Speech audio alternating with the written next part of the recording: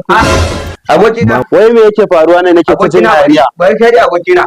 Kwana da haka na daina ganin ka. To ai abokina kai kuɗi. ina zaune na dinga jin hayaniyar ku. Wallahi tallahi abubuwan ne ka ga rayuwar nan sai a hankali.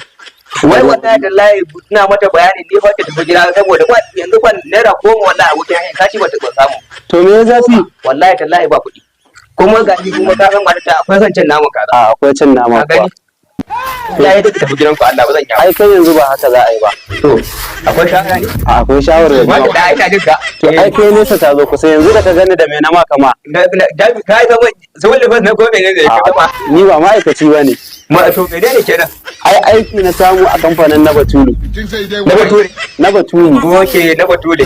Kwarai kuwa kamfanin datar da babu irin shi a Najeriya. Oke da ake saida? Kwarai kuwa. Ikon Allah. Ai wannan kamfanin ya yi fintinkau ya riga ya yi nisa. In dai data ce a ƙasar nan. Now. To babu kamar su sauki da